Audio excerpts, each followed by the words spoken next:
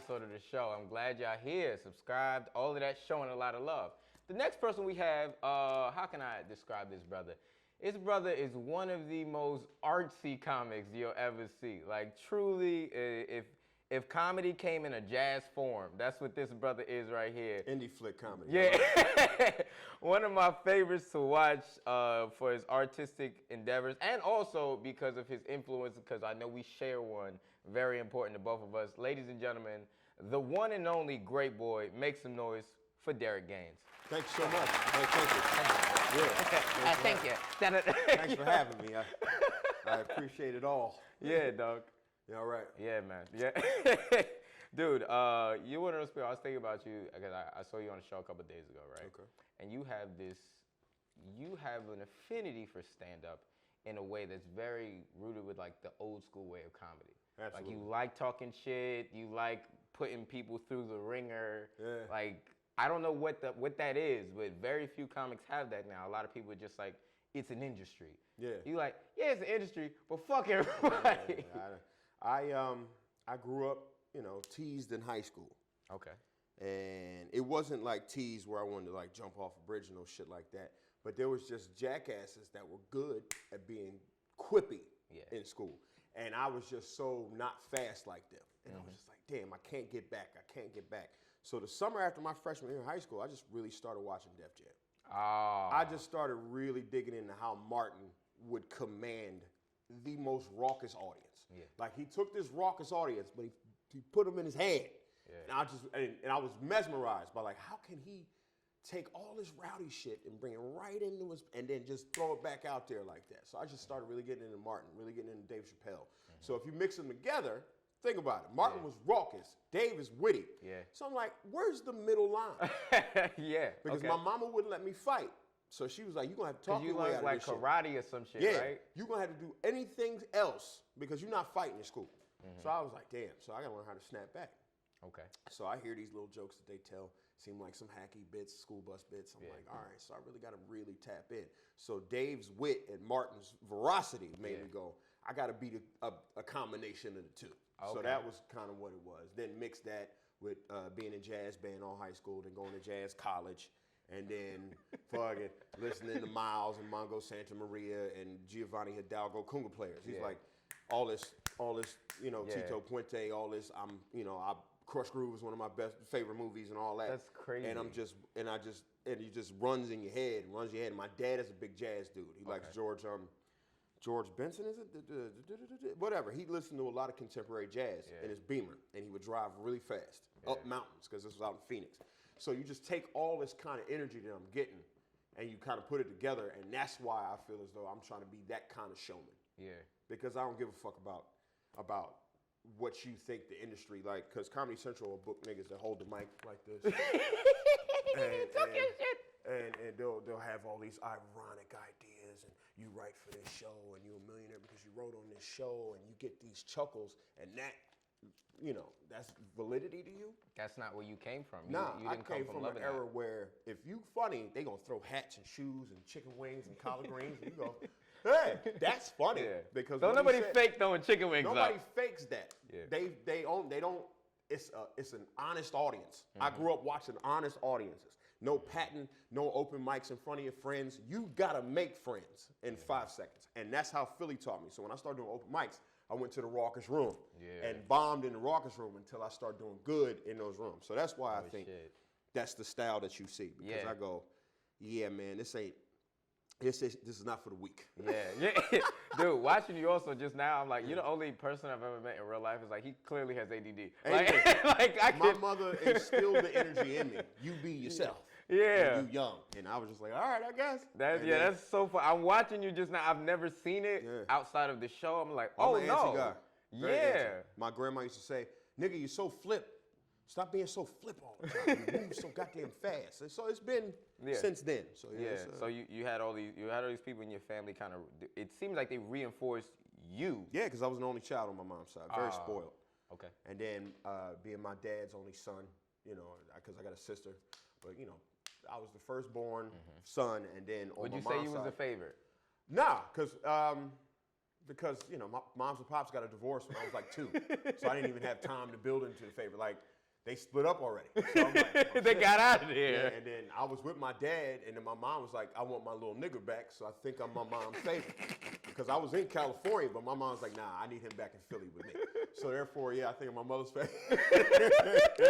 But nah, man, they was young and in the military. You know, they did the things they thought they had to do, and then, you know, they went and got successful 2 different ways. So I'm the meet at Chesapeake House between DC and Philly kid. So my mom would take me there, my dad would pick me up for the weekend. So I'm like the product of a good divorce. So I'm getting spoiled on both ends. Yeah. Like my dad has his way of spoiling, my mom has her way of spoiling me. So it was just like. And they both military, so they got a little money. So they instilled be yourself. Just do you. I mean, you're a bubbly, antsy kid. I don't want to take away your happiness. So I guess that's what the fuck you're going to be doing. You're going to be running around flipping and zipping your whole life. So that's basically based off the energy, did you have any, because I vaguely remember on your stand-up you said you had like hood cousins. So were they the ones, because that be yourself shit works in a conducive space, but everybody don't give a fuck about who you are. And now let me explain that side. Because that kind of quickened me up to what doing those black crowds is and how we laugh, because my mom kind of brought me up in the Jewish school system. She wanted me to get a good education. So she was from North Philly, but she was like, I don't want this nigga shit for my son. So I'm gonna bring him out to the suburbs, Greenberg Elementary. They got the good textbooks and all that shit. But during the summer, I go visit my cousins in North.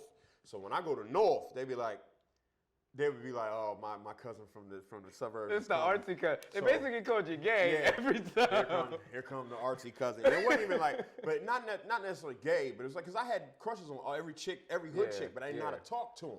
Because I was just like, damn, these chicks is aggressive. I don't know how to navigate. And I go to North Philly, and it was a different vibe. The chicken wings in the bag, crackheads running down the street, you know, people robbing stores, running with guns in the air. I wasn't used to all that, so I cried like a bitch and all that. And then I played games with Karan and Patrice and all the dudes out in the hood, and I learned that it was different. Like, my mom sent me to North Philly with a helmet, with a bike one time. These niggas, what? You got a helmet on? And they threw me off my bike. Well, you got a helmet on, ain't gonna hurt. So, I'm talking about, they used to sing songs about me in the square. Look at Darick, trying to be black. Look at Darick, trying to be black. Like, this is North Philly. That's so I'm sitting there like, I'm getting ripped up by these motherfuckers. So I had to get with it. So I did not keep hanging out. I just had to go, all right, so how you be black? If y'all gonna give me at least give me a suggestion. Y'all ain't gonna teach me like without white people. Yeah, it's like, help me out. Shit, make me less ignorant. When black people like try to teach white people how to dance, they sitting there, yo, I can't figure it out. I'm sitting there like, all right, since y'all ain't gonna help me out, I'll just be out. Okay. I'll just hang outside with y'all and see what happens. So cookouts, make sure you get a plate, chicken and potato salad. Talk to the girls. If y'all want to play a game, the game back in the 90s was the hugs. You remember the little hugs when they was empty? You throw them in the sewer. So it was like a fake basketball. So you had to throw the hugs in the sewer. So I got it with a teammate, and I start doing hood games. I start getting along with it. It's like kind of like on Pocahontas or fucking Avatar. Yeah. Like the nigga comes in and he learns the customs of the people and shit. But instead I didn't turn on him. Like I became. This nigga was Christopher Columbus. Yeah, exactly. like on Pocahontas when the white man came in, but he learned the customs, like told the other white man, yo, you can't fuck with the people. Leonbo, trust me, he's I good. I became like a sleeping bull or like that. So, you know. Dances and wiggles. I had to get accustomed. Yes. Same shit happened. Fast forward when I started doing open mics in Philly. Niggas in line. I'm from the burbs. So I can't be these guys, but if I could get funny like them on another level, they'll accept me. I was always the outlier of the group. I stayed suburban antsy, this nigga that, Ninja Turtle, cul-de-sac black with Dave and Monroe. All these niggas, they from North, but they like, shit, he hanging with us though. Yeah. He's snapping like we snapping. Yeah. He ain't like cowering because he from the suburbs versus us being from the hood. So it was like, get with them and figure it out. If you're gonna swim with sharks. Don't swim with guppies. So you go, okay. That's fire. So yeah, that's what I did. Because I was like, well, I'm clearly from the suburbs. I'm not hood. I'm not the nigga that you get a gun. I'm not popping out of the side. But let's have fun. let's get on this mic and rock these raucous ass crowds together because this is the way it's supposed to be done. So, and when you really boil it down, the hood doesn't always have to be hood. It's just genuine. Yeah, it's genuine black honesty. Yes. And niggas get dressed and come out, spray up. They got their lady with them. They buying food. They want to laugh. You nigga convinced me. I done did all this shit. So I need you to convince me this is the right idea. Black people always want you to do your job. Do your fucking job. If I'm out here dressed with my annoying ass girl, nigga, you better do something. And that's what it was at the Laugh House. Yeah. I'm dressed. What you gonna do? And then you gotta go up there and prove it. It ain't like, so I He's thinking of 4 people right now. No. Yeah. You ain't got a shot. White crowds, they give you a shot. That's why black motherfuckers that can write mainstream do well in the city, because they get the chance and then they take the chance because white people give it to them. Yeah. But if you coming from where black people don't give you a chance, you got to take the. When you got to go in there and prove to everybody that you funny. Yeah. Yeah. So it's like, damn, funny. I'd rather go that way anyway. Yeah. It seems like it may be longer, but you develop a stronger sense of who you are. Of comedy. I realized motherfuckers get in the game and they do a few sets and then they get a writing job and all that, but I was never the game for me. I was the leather-bound. I used to watch the leather-bound comics. Go up there and get standing ovations before they even said anything. And then start talking and they still standing for this motherfucker. Like, how you do that? How is this Chris Rock with this CK leather suit on got these Who niggas isn't jumping hood? up? He's not hood. He got niggas jumping up in Harlem, going, yo, tell me what you gotta tell me for this next 60 minutes. That shit was mesmerizing to me. Dave Chappelle killed him softly. He got an applause break every 14 seconds. Like, how do you do that? Yeah. That's the magic. That's the bug, I say, of that style of comedy. Richard Pryor back in the day when he was Got in the Sunset Strip. Before that, Long Beach in '79. He started a special on an intermission and was killing. What? They coming in from the bathroom and you still snapping off? When so old boy took the picture of him and shit, I remember. Yeah, something like the first 15 minutes of your set is just off the rip. You talking about Patty in the band and all that, making sure everybody get back, and you killing like that's the kind of, that right there. No, I'm not one of these scared comics. Are they all seated yet? Are they sitting? Do they got their drinks? Are the waiters not walking around? I gotta tell my feature to dumb it down so I look funnier. That's bitch shit. Don't do that. Tie fire to that stage, man. That's what they did. They tied the fire. Shit, Patti LaBelle opened for Richard Pryor. So who is nasty in her own right. Yeah, so it's like Patty was up there killing on a different level, and Richard said, all right, I got to go up there and make the show mine because this is a special. They filming this shit. What? So you starting in the fire? Oh, okay. Oh, that's what I want. I want to try that because if I can do that, then this shit ain't. These little rooms in Brooklyn, these little clubs, I can just step all over them. Because they're very entry level to your capabilities. Yeah. You know what I mean? And seeing that, I've also noticed you're a big fan of like musicians, dancers. Yeah. I know Michael Jackson for sure, Usher. All that. Hands down. And I think even within those two particular artists, their level of artistry was so high. It's so big. It's so, I've got to be great. The name Great Boy is your Instagram handle. Yeah, off of depression, off of small depression. I was a janitor at the Garden State Parkway. I was cleaning toll booths and police stations and little toll plazas. And I remember one of those women took a real smelly shit that day. And I just came from a Brooklyn Mike show the night before, or a Rob Stapleton show the night before, Talent show night before, Mocha show night before, fighting, getting those different laughs, working those honest crowds. And I got to come back here and clean up cop shit and think about how this career is actually going to work out and all this. And then I would caught myself in the mirror. I was like, boy, you great, boy. Just don't quit. I would have to talk, don't quit in the mirror. Just don't quit. Because people be taking smelly shits at the fucking, you be like, I had to clean this. This is crazy. I had Jordans on. I was in Brooklyn at the little bar getting off right before Cool Bubba Ice went on. Ooh. Like, I got to kind of open for Bub and then saw Bub destroy. Did he still have the spinning hat? Yeah, all that shit. Okay. He had the big Applejack hat on with the jacket with shoes on it. All the bullshit you get from the back of Foreign Mills. Like, I love a Cool Bubba Ice. But that nigga be wearing that. Shelter attire. But I love that nigga. But he went up there and slayed him. And then the next morning I gotta go clock into a job. That'll work on you. Yeah. Because you know what you want. You know what you want, but you gotta do this to get that. So you go at the time, because I'm a new jack. I'm not, comedy hasn't taken over. So I'm sitting in the mirror like, yo, you great. Boy, remember that boy, you great. I'm just like, so then fast forward, Instagram came out. And then they was like, yo, you need a handle. And I was like, oh, the great boy.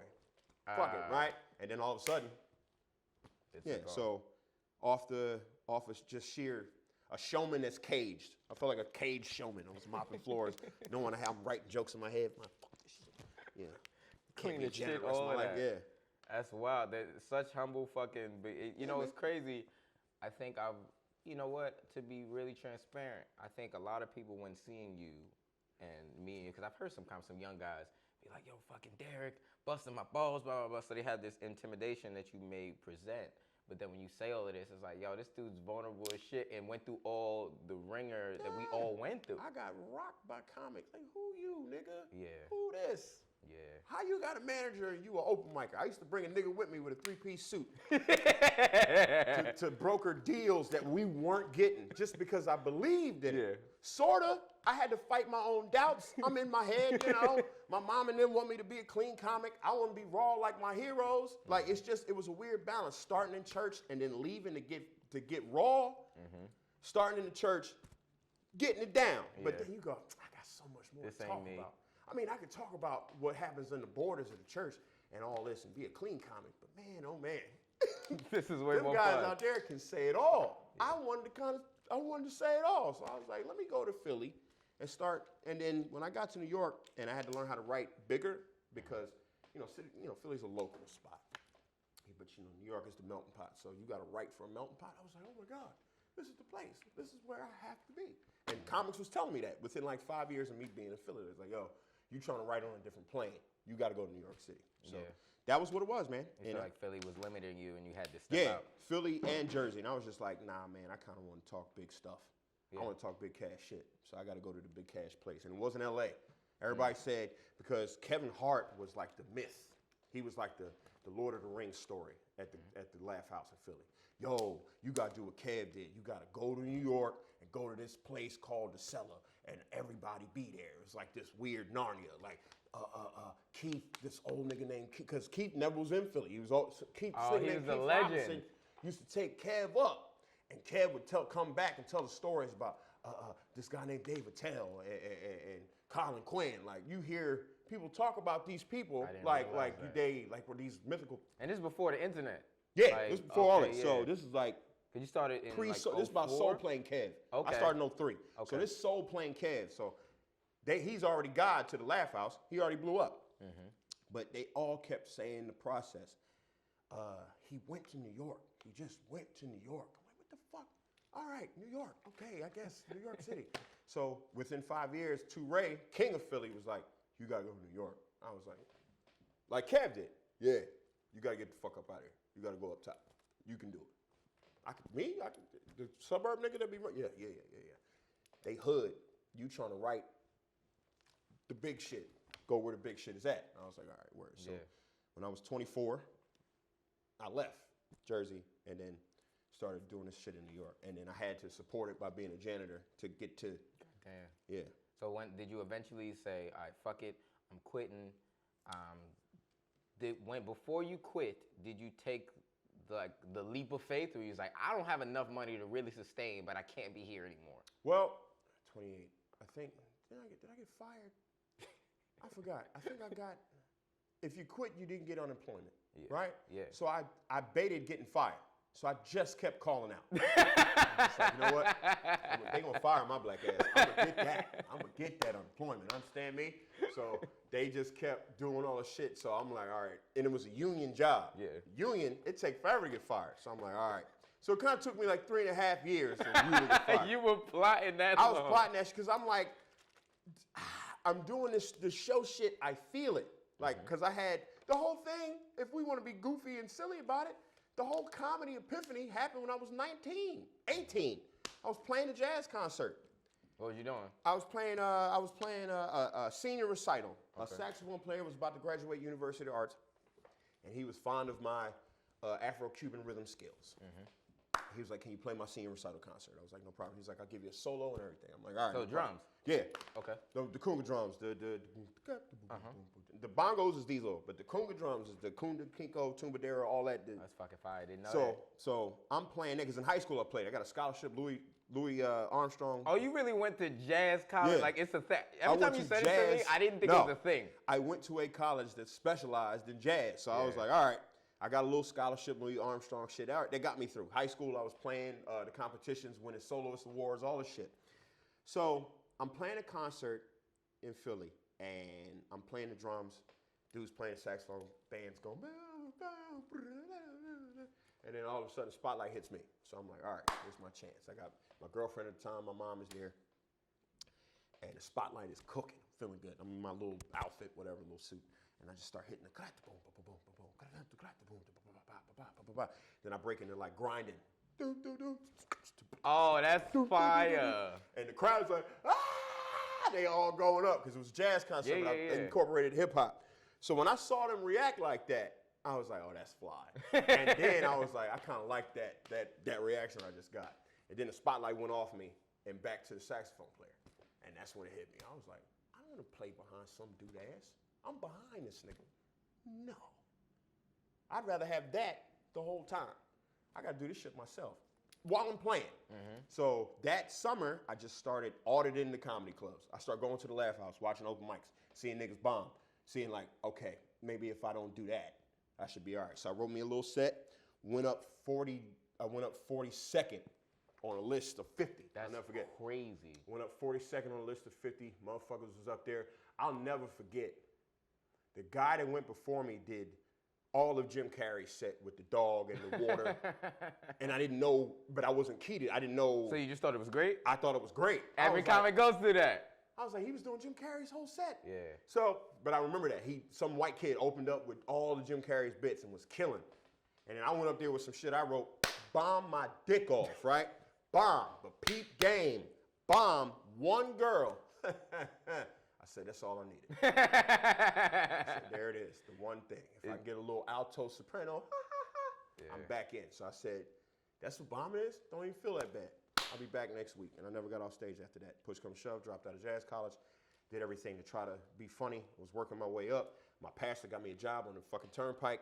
I went up to the turnpike, started working.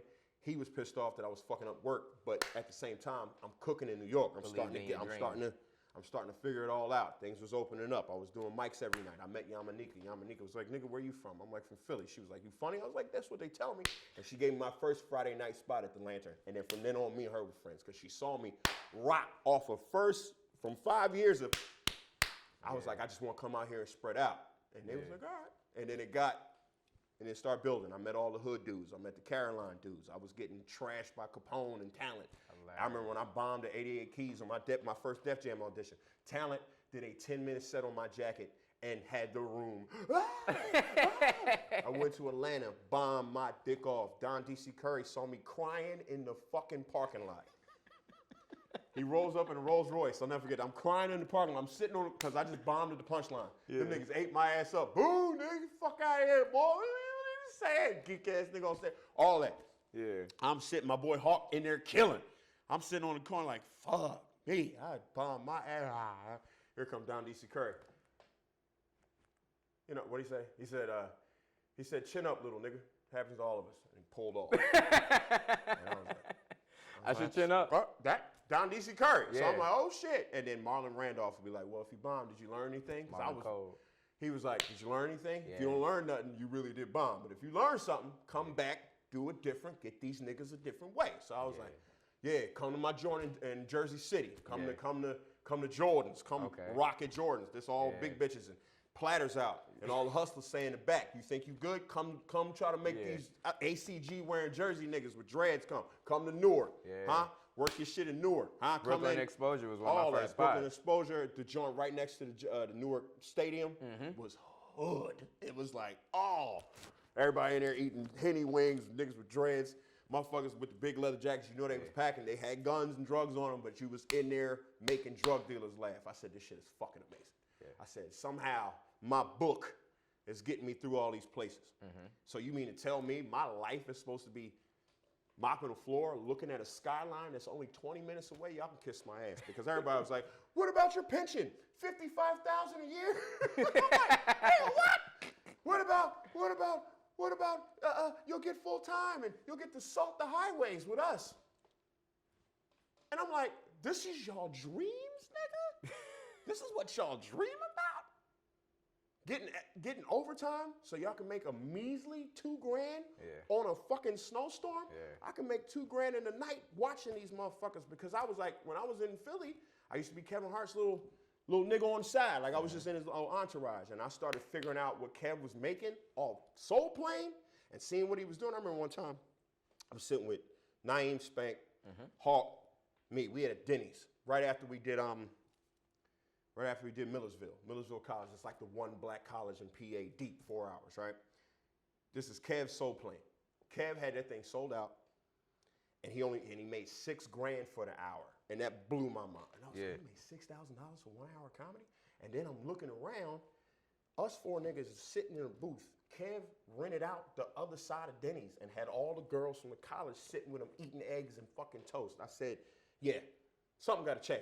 Yeah. This shit is amazing to me. Like, you can do this. And Denny's is only like $1,000. And Denny's, this is small time kid. This like, you know, he just flexing on the low. And I'm like, I thought that shit was awesome. Now Kev is Kev. So you go, yeah, man, I wasn't meant for no small shit. Yeah. Because I'm seeing this shit early. Yeah. Because I started when I was 19. So by 23, I done been on theaters already for church shows. Yes.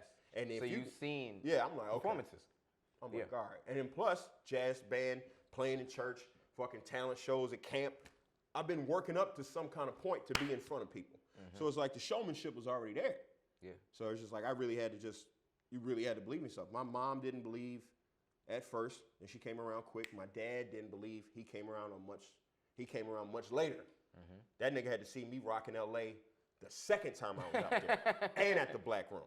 I had to get the Black Room, and I had them going. He stood up for me. He was like, I see now. Yeah. That's my bad. And I was like, my nigga. Yeah.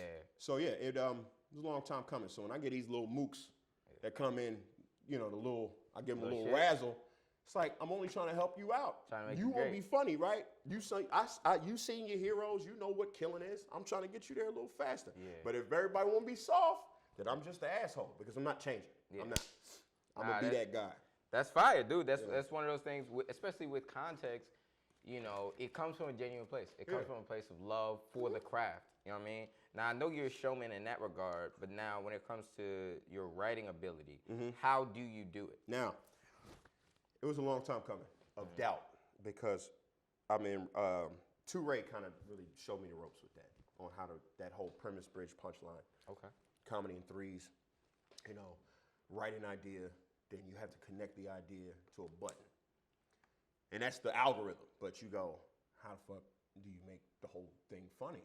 So it's like, and 2Ray would say, I can't teach you that. That's on you. I'm like, oh, shit. So the algorithm was always, wop. Always have an idea. You got to bring them with you to the end of the idea. So it started kind of like that. I write these shitty premises and then just build from that, look at the premise, and then try to snowball it. Like, come on, man, something come from it. Like, here go one of my first jokes. I'll never forget. I love Spanish people. That's the premise. Love them so much, man. Y'all let me borrow cans of Goya when I was broke. More premise, but it's like it's building up. We getting to the bridge. Yeah, man, Goya beans. I figured it out. If I'm broke and y'all always helping me out, then Goya beans can only mean one thing. I'm bridging, and then I go. That means Goya beans, Goyabeans. That means go over your apartment because evidently a nigga's starving. And that was just I was like, well, I guess. God damn, that's clever. Acronyms is my way. This is one of my first jokes. It used to kill. Yeah. But niggas was like, you know, I fucking hate that joke. Yeah. And I was like, yeah, it's just a little trick of the words. But that was my way in tricky word schemes. Yeah, you treat comedy like fucking music. It's so interesting. I'm like, okay, so Goya beans used to get me over. Yes. And then whatever other joke. And then when Gangsta Breakfast hit, this is when I turned into the Philly guy. All time's favorite. The Gangsta, that bullshit joke. I know the bit. You know the bit? Yeah. So I was like, just do these wordplay. French toasting, all that. So I said, if I get them with my words, you know, they'll laugh at it. And that turned into those little poetry tricks. That's what they were. Yeah. I had to go, nah, that's a trick. Write a real joke. Okay. Write something that affects you. You doing all the shit that you observe. What the fuck goes on with you? So when I started doing that, when Monroe and Keith and Chloe was like, yo, you got to start pulling yourself out of this shit because it's all just a trick. If you not really, what affects you? Because what affects you probably affects somebody else, and that's how you become relatable on the mic. So it was just like really write some shit. So pandemic helped with that. Just watching a lot of the guys like the Mark Normans and the Dan Soders and the Monroe Martins of this world, and being transparent, and watching the Greers of this world. Ooh, nasty, goddamn sensei. And I was like, what? We gonna get Greer Bronze on this show. And I was just like, ooh, wow, and it was just trying to slow my pace down, being able the audience understanding you, and then just really starting to dig into actual material, and then use those little word tricks to help the punchline, but get into the just the how can I? What's an example of some shit? What's an example of a joke that's like fly? Here go a personal joke. I go, I'm a product of a good divorce, and that's the premise. So people go, what? I'm like, yeah, you know what a product of a good divorce is. And people go, no. I'll be like, my mom and father, they hated each other, so they got successful separately, but they loved the fuck out of me. So here's the bridge. Christmas was the Super Bowl. So I'm talking about my mom and pop was on 2 different sidelines just throwing out all the fucking tricks, bro. If my dad got me a PlayStation, my mom would give me a basketball court. I'm like, so it's like, tell them what it is. It's just, if you give them an idea, you got to bring them with you to the end of the idea. And that's the beauty of a joke. So good jokes and bad jokes happen. Yeah. Same algorithm, but you just gotta dress it up. And that's why I watch Dave Chappelle all the time. I go, get the whole kicker in the pussy thing. How he started from the top of the set. Took us all the way through and ended from what I said. God damn, the whole set was a whole. He does that algorithm within the entire, because I think the genius in that is he does it within the entire hour. Yeah. So most comics, we section it off. So beginning, 1 bit, he literally treats it like a book or a movie. Yeah. Where it's like, all right, the theme of the movie, it comes back at the end, but you got to watch every bit of it. Yeah, every bit. Because even on Age of Spin, when every section was broken with, the next time I met OJ, and you forgot that it was an OJ bit disguised into some other shit. Yeah, and you go, shit, and he did it 4 times. It's like, oh my God, it makes Bill Cosby. I said, that's it. I go, that's a concerto. That's like all them. You just, check this out. Remember this? Yeah. Bow. So I figured, let me write like that. So now it's more so like that. Watching all Chappelle shit. Do you sit in your house and do the whole studious, that thing? No, I'm on my phone. Okay. I'm just like, if I'm high one day and I go, that could be silly. Or even just like a phrase, like something like, what I say the other day that was kind of funny. I was like, this nigga's evil. I was watching some TV. I was like, he's evil. He'd probably do some shit like throw a barbecue at a graveyard. Just fucked up. Just put it in the book. I don't know where the joke is at, but maybe it'll come up. And then one night it did. Some dude was heckling me. I was like, you evil motherfucker. You probably throw a barbecue at a graveyard. Whole crap. So it happens when it happens. But a premise, a good idea, and then you have to take the people on why you think it's a good idea, or whatever idea you think it is, and then you have to button out because they want to laugh at it or be compelled by it. So it took a while. Yeah, I think it took a long time to understand, but when I got it, it worked out. Yeah. I just the joke writing is it's therapeutic almost, especially when you know you're on to something. When you go, fuck, I think I'm on to something. Like the joke I do now about teen suicide that ends with back that ass up seems to be a pretty good joke. I love bits like that. I love bits that have like an extremely different. You like, what the fuck? Because you were sad at the beginning. Yeah, sad, and then all of a sudden, when my grandmother passed, but she was a gangster with big ass titties dragging on the ground, like whatever. Those lefts I go for. So I'm taking you down the road, but then I like to go this way. And go, oh shit, and then I go, So that's fucking fire. Premise, bridge, punchline, and that's what I was taught. That's how anything works. It could be as intricate as you want it to be, but it all follows that same rhythm. And then the rule of tags is 3s. Yes. Fuck that. If you got 3 good tags and you got a 4th one that's better than the 3rd, why not? It's like you got to play it's 3 with it. Minimum. Master the basics and then really fuck around because it's only you and a microphone. That's why I go, comedy's the best shit in the world. Because I go, it's really just me up there. So you can do anything you want. Just know how to present it to these motherfuckers.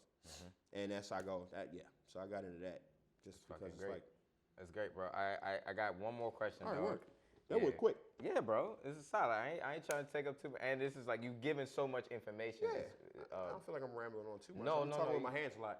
But yeah. No, I told you, very artsy. I knew that before coming in. I was like, all right, I just got to lean back a little bit and let you go, bro. Get Jericho juice on this. Yeah.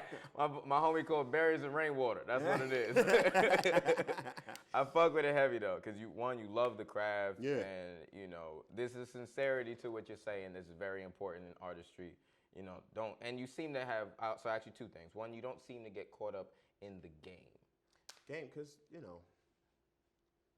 going back and forth to LA all them years kind of showed me what the game is. And I was like, wow. And I think it was in the words of Patrice O'Neal. I hate comedy, but I love stand-up. So you have to deal with comedy. But stand-up is where you get to relax. And I go, that's fly. Because comedy is the business part. Stand-up is the pleasure part. So it's like, that's what helps you deal with the game. That's why I understand why some of these comedy actors try to get into stand-up to let off whatever steam they're going through. Yeah. But it never comes off right because you didn't start here. Yeah. You started there.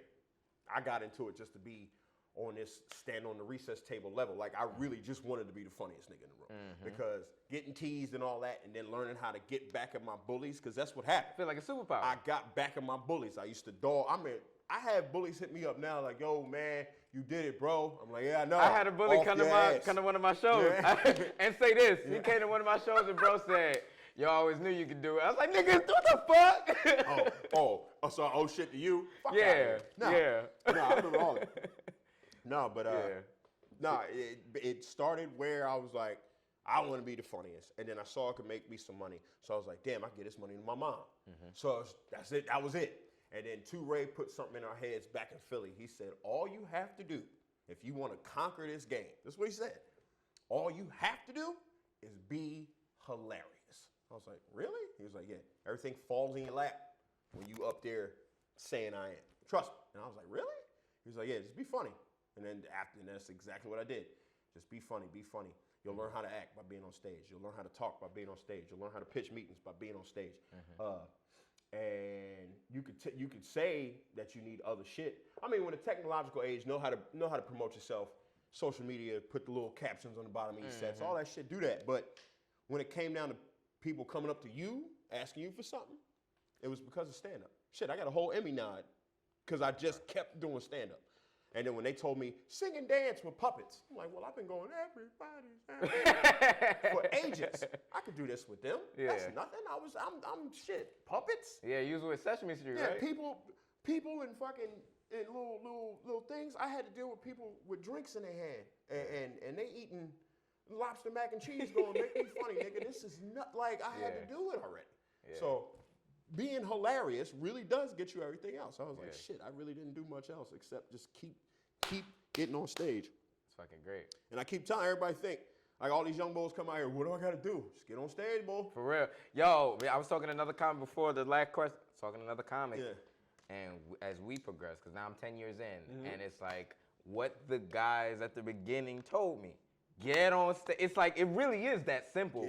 It just sucks because when you bomb, you be like, I got to do this again? Yeah, but that's the that is the answer. That's the training. You get up there, fuck up. And then the beauty of it is, in the open mic scene or the first level club shit, it's like everybody else is up there bombing too. So you go up there again and don't bomb, you already up a level. The level up is crazy. How much do you want it? Rolling with the right niggas. I see who you roll with. We had a blast Saturday night in front of that comedy was so funny. Because you rolling around dudes that want to go, I don't want to bomb no more. Yeah. I'm trying to bomb a whole lot less. Trying to be great. So if you around them guys, the 6 foot up, my team, just every night, all night hanging, you gonna go, I gotta get on stage, and because if I can make my friends laugh. Yeah. Because we're the elites. It's watching superheroes hang out. Batman don't just chill with a regular ass hero. He ain't hanging with some plumber. Yeah. He got a belt. I got a belt. Yeah. He not cleaning the salt off the ground like, hey man. Batman don't hang with truck drivers. You ain't waiting for your pension? No, nigga. No, dude. Like they used to go. I remember one time they try to give me night shift, and I need night shift to get on the mic. This was when I was working. I'll never forget this quickened me. I was like, I'm gonna be something because this is unnecessary what this dude said. Yeah. I talked to the supervisors. I was like, yeah, man, I'm transferring over to the Garden State Parkway because they're gonna give me days because y'all was trying to give me nights. And he looked at me. He was like, so who gonna help you now? Eddie Murphy gonna help you out? I was like, maybe, I don't know. But I'm like, why? A supervisor of the highway even give a fuck about what I'm doing anyway. So for you to even have to utter that shade lets me know, oh, I'm doing something right. Yeah. Because none of y'all motherfuckers can even fathom chasing a dream. Yeah. I see the skyline. That's New York, and y'all act like it's a million miles away. I can't fuck with this, man. I gotta get out of here. And that was always the level. Don't get comfy on this job, Darick. Yeah. Don't. And in those nights where the shit that solidified it the most was like, yeah, I'm getting the fuck out of here. I'm gonna be a comedian full time. During snowstorms, I had to sleep in locker rooms with these niggas. There was a bunch of dudes in there from salt and truck. I had to shovel toll booths and all that, and I had to salt the walkways. So late night when it was take a break, bed down as they call it, I'm in the fucking locker room with all these greasy ass 40-some-year-old dudes. Everybody smell like salt and sweat. I'm like, what? Sound like the sea. There's just a bunch of dudes. I'm in there with dudes like, all of them got union boots on. It's prison. I'm like, oh no, I sit up. No. Comedy got girls there. I was like, comedy got girls. I ain't got to wear this awful uniform. I said, I'm getting the fuck out of here. Yeah. Lo and behold, I pushed through. And it all worked. It all somehow worked out because I knew it was supposed to. Shit, I remember when I got fired from the Parkway, BET hit me up the next week and I got money for a little pilot for some Kelly Rowland shit that never flew. But that was a quick 10 grand. And I was like, that's shit. So that brought me back. And then after that, it was something else. And then I finally got JFL. And I was like, oh shit, I'm moving now. I'm cooking now. Because I was roommating with a lot of motherfuckers that let me sleep on the couch. Like I just kept going. Because when I got fired and then I lost my apartment, this is what I was doing. My mom lived in South Jersey. So New York was New York. That's 2.5 hours. So what I would do sometimes, I would just, I would put, I remember I lost my apartment but still had the job up in North Jersey, right? So I would put like 4 days worth of clothes in the trunk. And 4 days worth of clothes, my mom hated this shit. I was like, Mom, I'm gonna put 4 days worth of clothes in the trunk. I'm gonna sleep in the parking lot in my car at the job and clock in the morning. So this is what I used to do. I would put the shit in, go to work, right? Leave work, go to the gym. Park in Jersey City. Shower at the gym, change clothes, go into New York, run around with these motherfuckers till 4 a.m. Come back, get in the car, drive to the job, fall asleep in the job, go clock in, then go fall asleep in the slop closet and get ready to do it all over again. Jesus. That's how much I wanted this game. Because I was like, I know I could be funny. I know I'm funny enough to do this. My mom don't think so. My pop don't think so. Well, my mom did. My mom believed quick, but my pop don't. And I know that I'm out here with these guys. We are doing something right. I did 5 years in Philly that let me know I should keep going.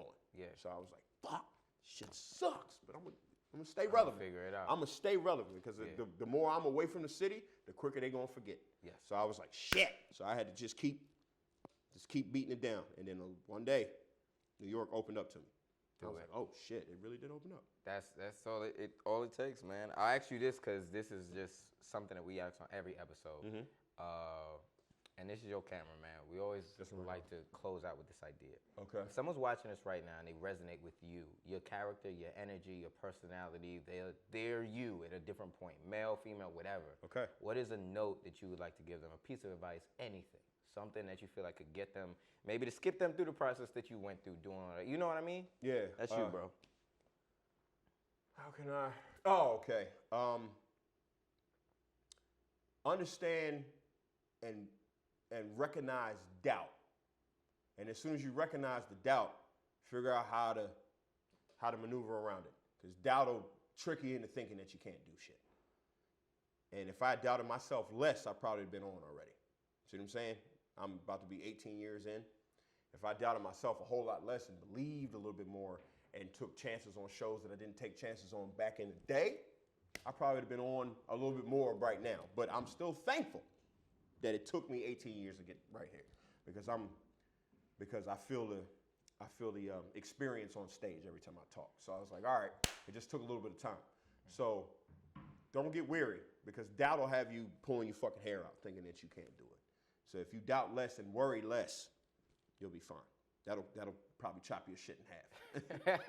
That'll probably chop your shit in half, because I didn't believe that I could do it for a very long time. Calling yourself the great boy, you know, being like Dave, being like Eddie, being like Martin.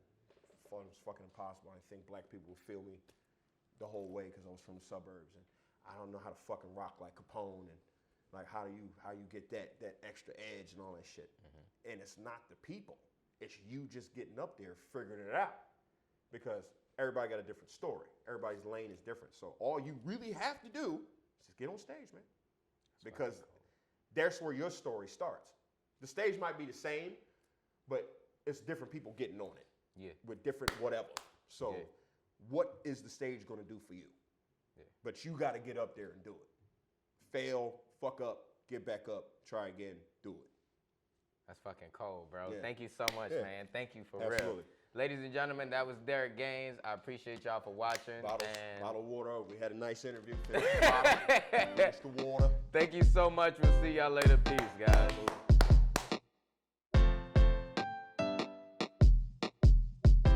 Hey guys, thank y'all for watching Behind the Mic Stand. If y'all enjoyed it, as I think you did, because you made it to the end, like, subscribe, make sure you hit that notification button so you hear the subscriptions and shit. You know how it works. Just like it. Stop skipping this part and do it right now. Somewhere right here. I think it's right here.